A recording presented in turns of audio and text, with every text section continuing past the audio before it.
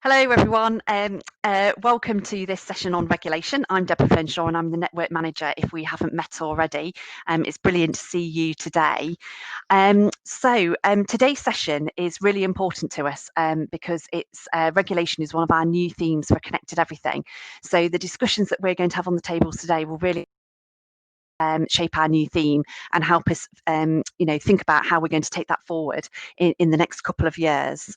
So after the presentation today, we will be having a short interactive session on the tables. So if you're finding yourself on a table on your own, if you after the presentation, if you can hop onto another table by clicking one of the blue empty seats at another table, then you'll have colleagues to discuss with. And I'll explain what questions we'll be going through once we've had the presentation. So without further ado, I'm delighted to introduce this short film from Ben Sheridan from BSI Group on the theme of regulation. Thank you. Good afternoon everyone, and thank you to the team for this opportunity to present this pre-recorded segment to discuss regulatory issues arising from digital innovation in manufacturing. There are a wide range of topics we could discuss, but I've identified three key examples that you may find interesting to look into, and I'll introduce those later in the session. Firstly, to introduce myself, I am the lead on most things to do with digital adoption across most manufacturing sectors at BSI.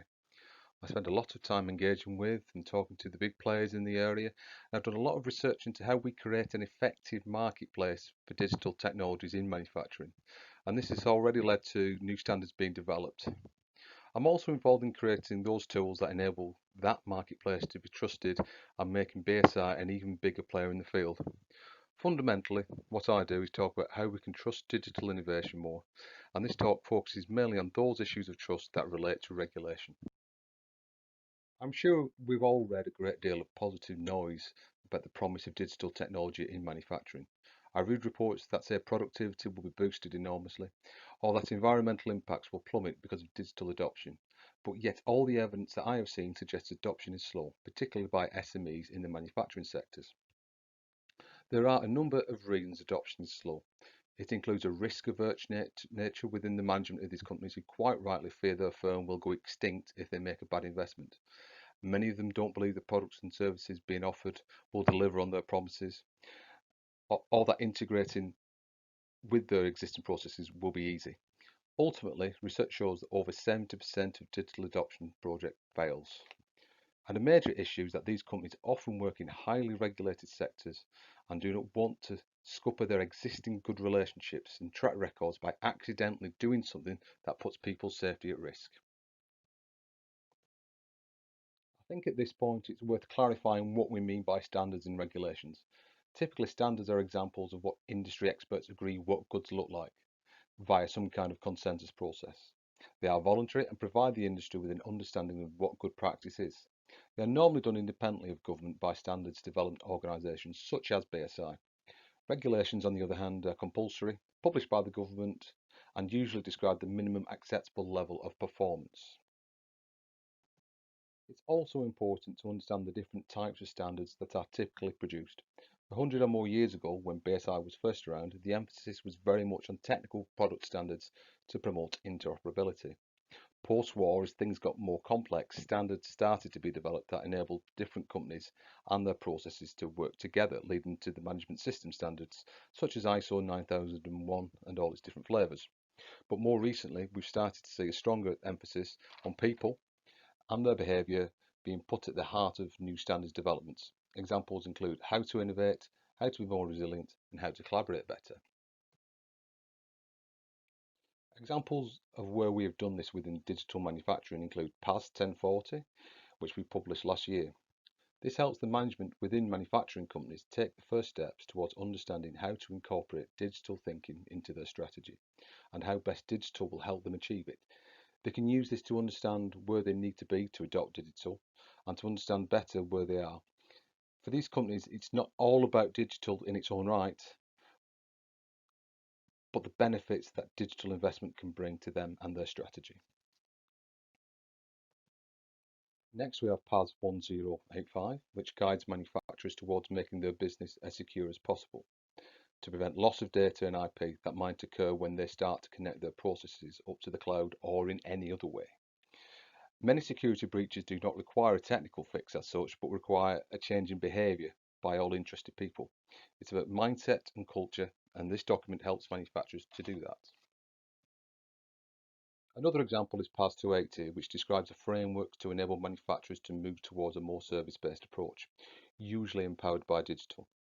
To remain competitive, a manufacturer or tool maker does not need to keep cutting costs to compete with other parts of the world. Adding value to the customer and sharing risk with them may well be key to maintaining close relationships with them. And with the advent of digital technologies, this model is more viable than ever. I must point out that all three of these PAS documents are free to download off the BSI website. Before we move on to more specific issues relating to digital manufacturing, I thought it would be helpful for me to clarify what BSI is and how we fit into this overall picture. We are formally recognised as the UK national standards body and have been granted the right to publish British standards. We are also the UK member of ISO and IEC and also of CEN and CENILEC. We are not an arm of government and we make our revenues by selling products and services to customers. We are a company incorporated by Royal Charter with no shareholders. Another similar example would be the BBC. The company makes money not just from NSB activities, we also deliver audit, certification, testing, kite marks, training and digital solutions. We work in around 193 countries, have around 5,000 employees globally, and last year had revenues of just over £500 million.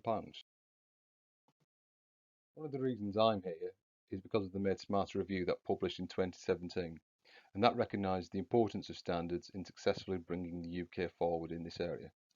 It recognised that BSI has a role to play in a number of areas such as interoperability, security and international promotion of UK expertise through the creation of international standards. But back to the topic in hand. The role of regulation impinges on many areas of digital manufacturing, but to give an idea of where you might contribute, I've picked three of the most interesting. I've decided to look at how design can revolutionise engineering and how that challenges the usual regulatory model. I've also looked specifically at cobots and how this raises certain health and safety issues that we are yet to solve. And recent events related to COVID-19 have exposed a number of fragilities in medicine supply chains that regulation tends to compound. So design and assurance. You'll have seen the presentation by Martin Aston from Airbus, and this issue relates directly to that.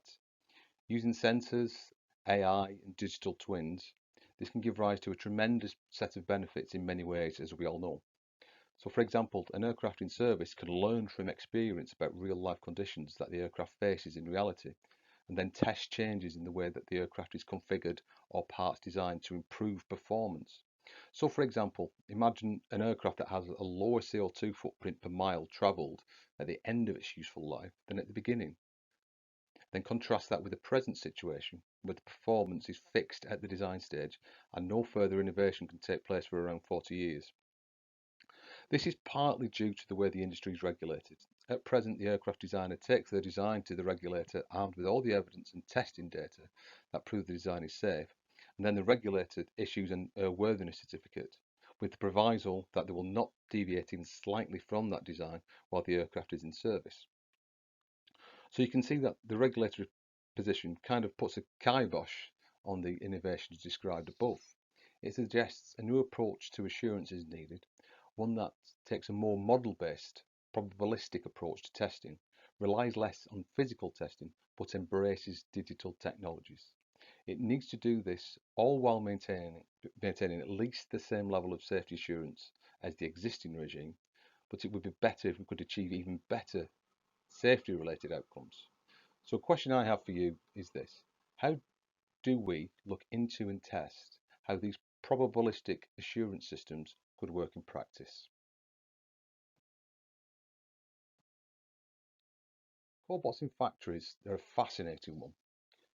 Fans of Star Wars will be familiar with the mouse droid that appeared in the Death Star and appears to have no useful function other than making an annoying noise. Cobots operate in a similar way, only they perform a number of useful functions. It's as if the robot has been liberated from the production line and is now able to move to whatever part of the factory floor it needs to go to perform useful work. There is an issue, however, that relates to health and safety. All factories must comply with the Machinery Directive, and I've come across a number of situations where the HSE have been unable to advise the manufacturers that the Cobots implementation is safe, and so they had to wall the Cobot off, which kind of eliminates the point of it in the first place. So a big barrier to Cobot-related innovation is a lack of understanding about what a safe implementation looks like. So my question to you is, how can we learn about what a safe Cobots implementation looks like? Lastly, but very topically, there is an emergent issue arising from the recent pandemic. The global pharma industry has very highly optimized and efficient supply chains, and as ever, this tends to mean that they are very fragile.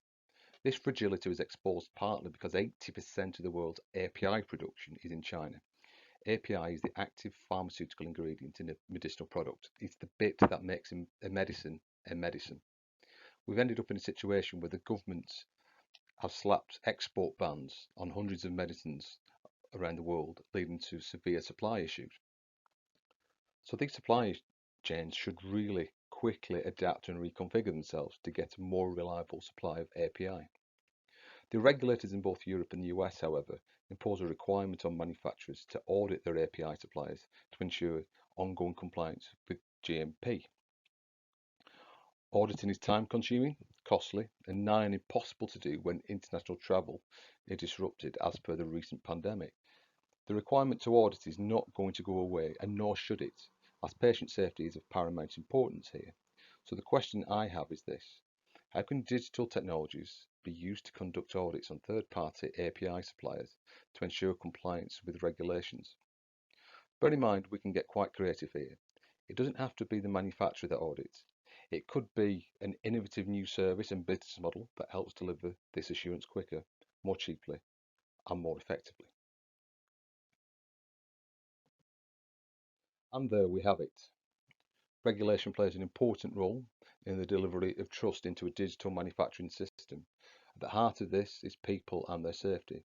So the required level of assurance is not going to reduce. With the right level of creativity and innovation, however, we should be able to help companies continue with their compliance with confidence. I hope you have a great discussion session. I look forward to seeing the outputs. Thank you.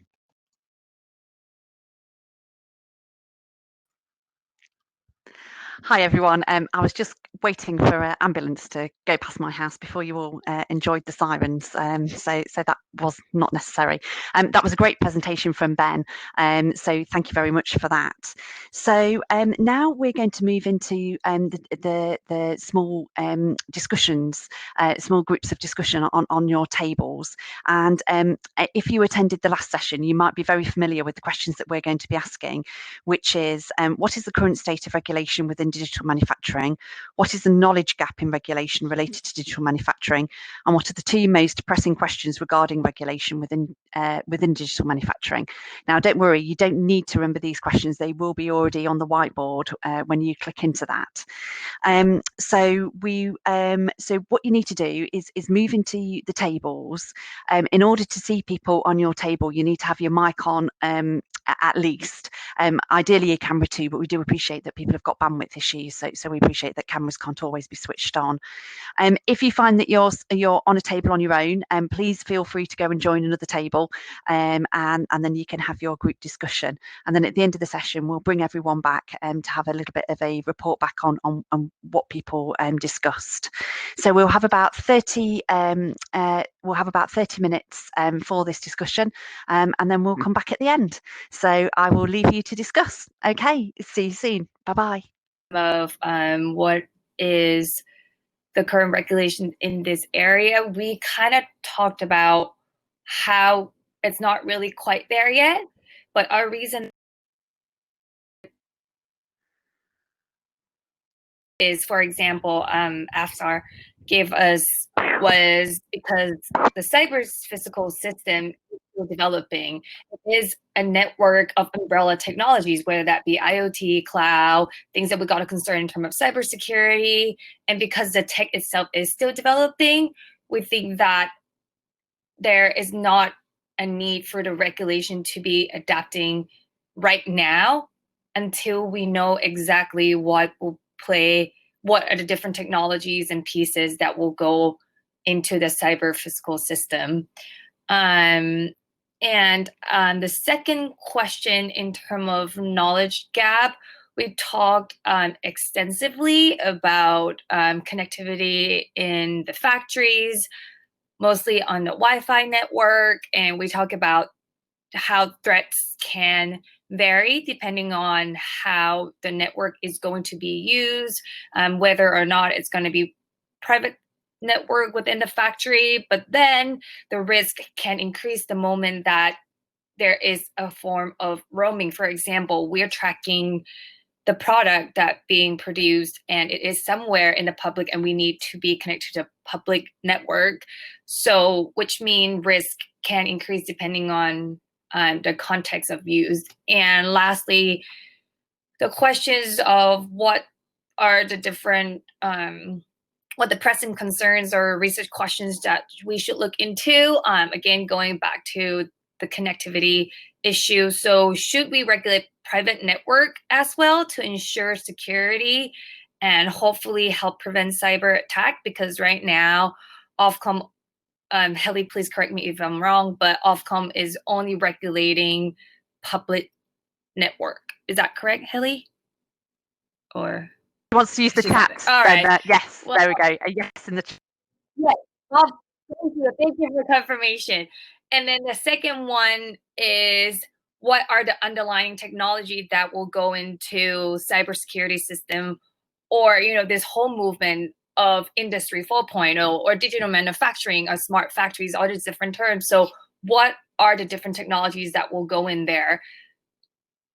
And do we need a different set of regulation for this movement, or are the current regulatory frameworks suitable for now?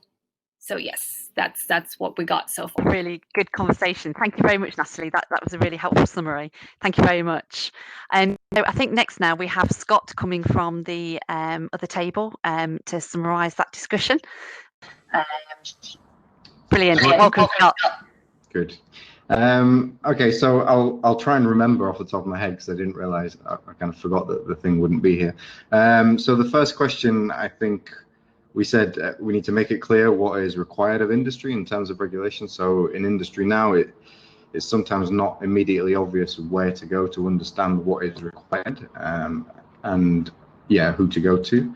There's a knowledge gap, and we think that a lot of that may come from sort of a societal issue within the UK, that the roles that are dealing with regulatory compliance are not necessarily as highly regarded as they should be. So I think that's a societal sort of issue that needs to be addressed in the UK. And then we said we need to make regulatory compliance easier, ensure it's quicker and low cost, because we need to incentivize industry, because there may be a perception within some industries that regulatory compliance is a hindrance and a barrier to innovation, but that's not true all the time. And we need to sort of fight that perception and kind of help industry understand that what they're doing in terms of regulatory compliance is benefiting society, and that needs a focus. I think I've remembered everything. I just scribbled it down after the session.